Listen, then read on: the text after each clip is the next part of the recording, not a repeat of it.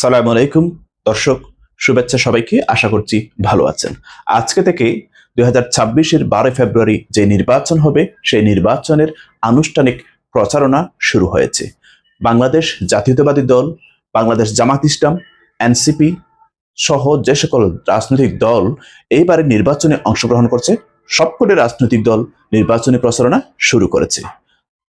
জাতীয়তাবাদী দল বিএনপির বর্তমান চেয়ারম্যান জনাব তারেক রহমান এই নির্বাচনী প্রচারণায় একটা বক্তব্য দিতে গিয়ে ভাইরাল হয়েছেন। তিনি শেখ হাসিনার গঠিত শেখ হাসিনার যে প্রচারণা ছিল, শেখ হাসিনার যে প্রপাগান্ডা ছিল, শেখ হাসিনার যে অস্ত্র ছিল, সেই অস্ত্র দিয়ে বাংলাদেশ জামাত ইসলামকে ঘায়েল করতে চায়। যে বলছে জামাত ইসলাম নির্বাচনের প্রচারণার নামে জান্নাতের টিকিট বিক্রি করছে।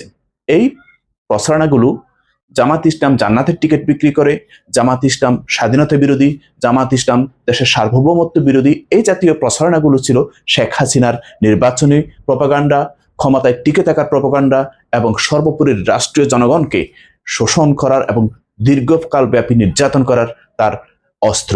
সেই অস্ত্রগুলোই বেছে নিয়েছে বাংলাদেশ জাতীয়তাবাদী দল। তার একসময়ের দীর্ঘ 16-17 বছরের মিত্র বাংলাদেশ জামাত ইসলামের বিরুদ্ধে বাংলাদেশ জাতীয়তাবাদী দল শেখ হাসিনার সেই নির্বাচনী প্রপাগান্ডাগুলো ইউজ করছে, শেখ হাসিনার সেই অস্ত্রগুলো ইউজ করছে। আমার ধারণা বাংলাদেশ জাতীয়তাবাদী দল বিএনপির জন্য কোনো স্ট্রং, কোনো পড়াশোনা সম্পন্ন কোনো বুদ্ধিজীবী নেই।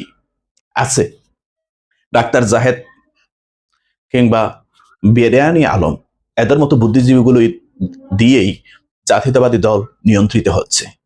এদের বুদ্ধি দিয়ে, এদের নির্বাচনী ম্যানিফেস্টো দিয়ে বাংলাদেশ জাতীয়তাবাদী দল যত সামনে আগাবে তারা ততই বানরের মতো পিছিয়ে যাবে। বানর যেমন এক লাফে 3 হাত উঠে 4 হাত পরের লাফে 4 হাত পিছিয়ে যায়, ঠিক একই লেভেলে বিএনপি যতটা না সামনে যাবে তার চেয়ে বেশি পিছিয়ে আসবে।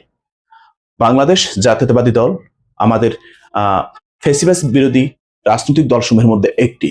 তাদের উপর দীর্ঘ নির্যাতনের ইতিহাস বাংলাদেশে আছে। আমরা চাইব বাংলাদেশ জাতীয়তাবাদী দল যেন বিচ্যুত না হয়। তাদের জাতীয়তাবাদী যে চিন্তাধারা, মেজর জিয়ার যে চিন্তাধারা, সেই চিন্তাধারা থেকে যেন বিচ্যুত না হয়। আমরা বাংলাদেশ জাতীয়তাবাদী দলকে পরামর্শ দিতে চাই, আপনারা শেখ হাসিনার অস্ত্র দিয়ে প্রতিপক্ষকে ঘায়েল করতে চেষ্টা করবেন না, ধরা খাবেন। দর্শক, যারা এই চ্যানেলের ভিডিওগুলো দেখেন, তারা ভিডিওগুলো ভালো লাগলে চ্যানেলটি সাবস্ক্রাইব করবেন। ধন্যবাদ সবাইকে।